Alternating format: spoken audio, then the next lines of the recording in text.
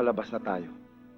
Ang unang-unang magbabayad ng pagkakakulong natin dito ay si Kayabyab ng 7 gatang. Yan din ang nasa ulo ko, Tol. Dapat lamang na matikman niya rin ang hirap na inabot natin dito.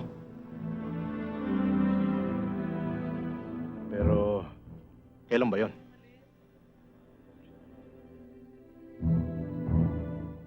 Tiyempo tayo.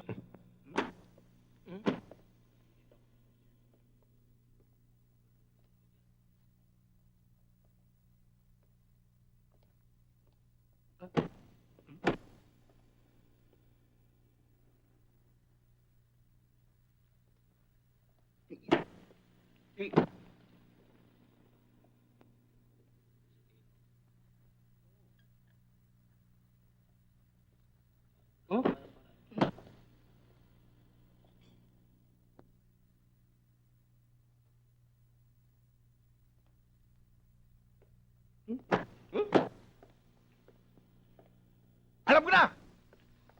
Taki, Chairman? puntahan mo ang kumpare kong turing ahas sa balik-balik at kumuha ka ng ilang tauhan niya.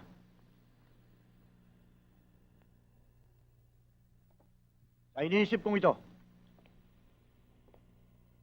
kailangan kong taong hindi kilala sa lugar na ito.